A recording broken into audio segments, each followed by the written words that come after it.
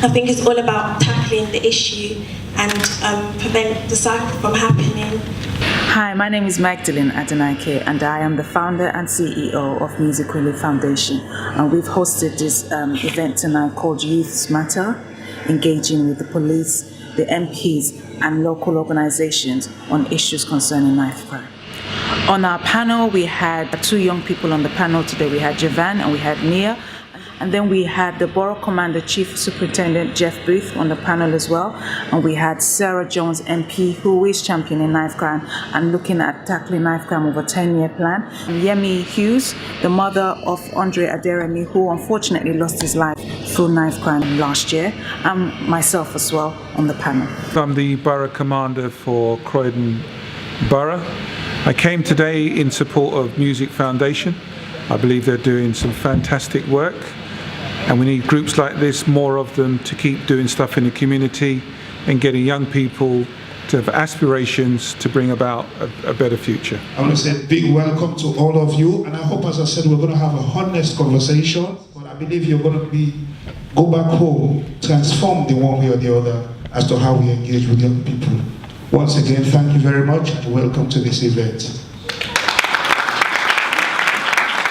More Than Able is an initiative from Music Relief Foundation aimed at schools to raise awareness on safeguarding, prevention of negative behaviors, and improvement of social and emotional skills and understanding risks. Because when we talk about knife crime is not just, this is what happened. We're looking at what leads to knife crime, what will cause a young person to actually pick up a knife and kill another young person.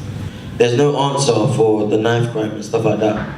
However, I do feel like people are resorting to do bad things because they haven't got other things to invest themselves in. My name is Yemi Hughes, and I just want to give you a little bit of my story. On the 16th of August 2016, I lost my son, my firstborn child, through knife crime. The thing that I want young people to understand about this is that the guys that actually murdered my son were once his friends. They were people that used to stay at my house, that used to sleep in my children's bed, used to eat at the table, who I used to take out and drop to whatever event or place they were going to. They fell out over a girl. They fell out because one of the boys was mistreating a girl, and my son defended the girl and said that the way he was behaving wasn't appropriate. And from that, it caused such a problem that there was a number of incidents, including people being shot at, my house being smashed to pieces, my car, my property being smashed, to the point where I had to leave my community where I lived and go and move 45 miles away from my home with my other children and my husband. Unfortunately, on the 16th of August, we returned to Croydon to visit a family member. My sister-in-law had invited us down, and it was on that day that his new set of friends decided that they were going to make phone calls to draw him back to the estate that we used to live on, and say that they were going to come and meet him to go to the music studio, because they used to make music and make tracks. And it was on that day that instead of them turning up to meet my son, they left him standing there while they made phone calls to the now perpetrators, the guys that actually murdered my child. So they set my son up because they didn't want to be involved in any further problems and left him to die. And that really hurts me, because from the family that we come from, we kind of open our arms and we allow people into our family, into our lives, and we put our trust into people. And that, to me, was one of the biggest betrayals. And I know if he was alive today and could tell you, he would say that that was one of the biggest betrayals that he could ever go through. So for young people, I want you to be able to follow your own dreams, follow your own minds, do what you want to do that's for you, instead of following around in groups of people, whether you believe they're just, your group of friends, or a gang, okay? If it's not what you want to do, then you need to find your way on your own. As I tell my other two children, you came in by yourself, you're going to meet people along the way, but you have to make decisions that are going to benefit your life. His relationships with his friends at the time that took him from the course, the plan that he was on, which was playing academy football and training to be a football coach. His relationships took him off that path and ultimately ended his life. And as a mother, to kind of get that phone call like I did on the day, because I actually dropped my son off that day. I drove him, I dropped him off, but I had a really funny feeling in my stomach about his safety and the whole situation that was going on. And he got out of the car and I said to him, I don't really actually want you here, Andre. And I'm actually letting you out of the car today with a heavy heart. They were my words as a mother. And I wish if I could turn back the time and follow my gut instinct, I would have dragged him back in the car and driven off, because I think that's what my motherly instinct was telling me. Something wasn't right. But he looked at me, and being 19, he said, with his great big smile on his face, "Don't worry, my mum, okay? I love you, he said to me through the car window. And I said to him, I love you too. And he crossed the road.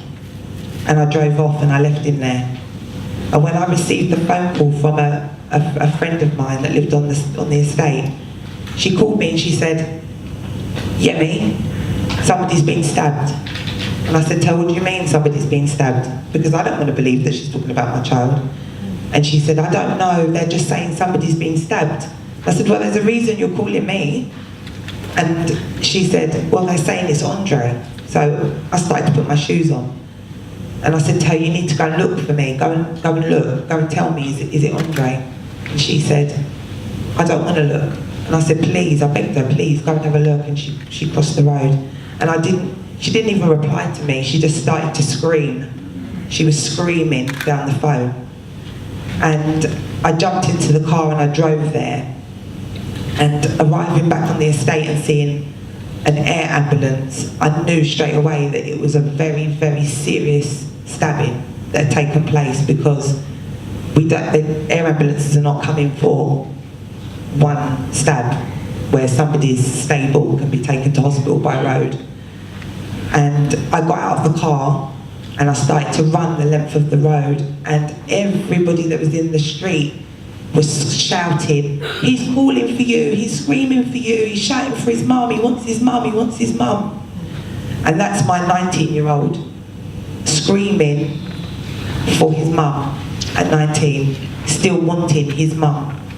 And I never got to him, because by the time I'd gotten to him, he was already being operated on in the street and taken away in an ambulance, because he wasn't stable enough to go in the air ambulance. And I followed behind in the back of that police car with the blue lights going, and I could see through the window that they were really, really struggling with him. They were working with him. And when I finally got to St George's Hospital and I stood outside the doors, they shut the doors on me and I was standing there, I knew in my heart that I was never going to see my son alive again. And as much as I wanted to pray and hope that he was going to pull through, I just knew that was not going to be the choice that I was going to get that day. And I waited patiently for about an hour, and the doctor came out, the nurse, the surgeon, and wanted to explain to me what had happened that night. And I just said, look, has my son gone? And she said yes, and that was it. A part of me that day died. It was gone. It's a piece of me that I would never, ever, ever, ever get back. And it was quite easy for me to really stop and say, I don't want to do this anymore myself. He was my firstborn child. He was my son. He was the reason I got up and did the things that I did in my life, such as go to university, get my degree, teach, work with some of the toughest young people in Croydon. And then I realised that I have two more boys. One's now 15 and one's 9. And my son, Andre, would not want me to stop living. He would not want me to stop doing for others, because that was his nature. He always wanted to do for others, protect others, be there for others, show up for others. So that is what I've decided that I'm going to do with my life now. Not only am I going to try and give the best opportunities that I can to my 2 remaining children, but I'm going to work with the children that I can reach in Croydon, starting with in my school. I've got a group of young people here today with me that I've brought, and every day they must think, Mrs. on my case, Mrs. on my case, Mrs. on my case, but I want them to achieve. And if that means that I have to keep talking about my son over and over and over again, if I have to keep pointing out to them, you know, you're doing this, he did that, that was a mistake, you know, he could have done this, you need to move away from that, then that's what I'm going to do. Because I think that is what he would want me to do, that is what Andre would want me to do. He would want me to keep talking about the experiences that I've gone through and try and open the eyes of some of the young people out there that are potentially in a situation where they could murder or be murdered. So that's the work that I'm committed to doing, and at the moment I'm still in school, but I know there's so much more that I need to do. And today is 15 months since I lost my son today, and it feels like an eternity ago. It feels like it was so long ago since he went, and I've done nothing in that space of time. But I'm still grafting, and I'm still trying to get where I want to be, to make sure that I can make a difference to somebody else's child and some other child's life. That's me. Thank you.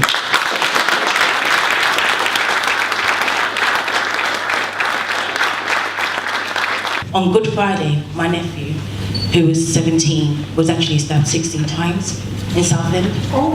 And I remember him being taken by air as well to the hospital, but thank God he didn't make it. But I remember being in the hospital, and I remember we couldn't sleep.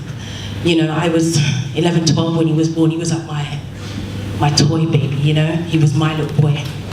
So to see him in bed, deflated, not knowing whether he was gonna make it or not, I remember that feeling. You're a great mom, and you're gonna do great and mighty things. And we're all here to support the cause, obviously. So your son, you know, his death has not been a waste. You know, it's only strengthened you. Honestly, I just want to say well done. Well done.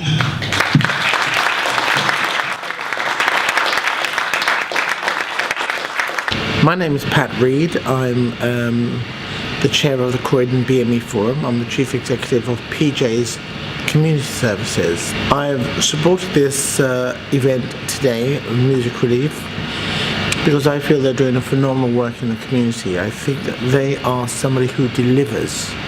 They've affected the lives of a number of young people in Croydon. I think the reality is we need to be asking our young people for what it is that they want, rather than making the classic mistake of always thinking we know best.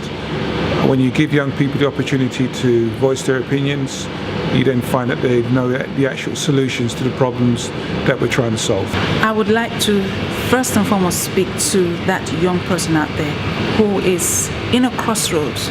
And so you may be thinking that I don't have anything. This life is worthless. I don't have family who cares for me. Nobody looks after for me. And so I have no choice but to have to go down this negative route. I want to say something to you. You are more than able to achieve whatever it is you put your mind to. You know there's greatness in you. Every single day that you have life, you have the opportunity to achieve something. I'm not trying to say it's easy. Believe you me, it's not easy. I was a teenage mom. I have a 19-year-old boy. I went through hell and back. But if I'm able to overcome that, I went through so many things to where I am standing today. Believe you me, you can do it. Taking a knife, taking drugs, having sex with numerous people, taking alcohol to cover that to fill that void will never be the solution, because you're going to wake up and then what? Is it going to be a vicious circle and you continue? And I want to speak to the parents out there. Your child is not a lost cause. You gave birth to that child. Continue to support that child. Pray for that child. Help that child. And most importantly, Create time for that child, no matter how old he or she may be. They are babies, that's all they are. And they are craving for their parents' attention. Don't be too busy working on the phone or every other thing that you don't have time for your child. You, remember, you are their number one mentor. You are the number one teacher. Teach them right today.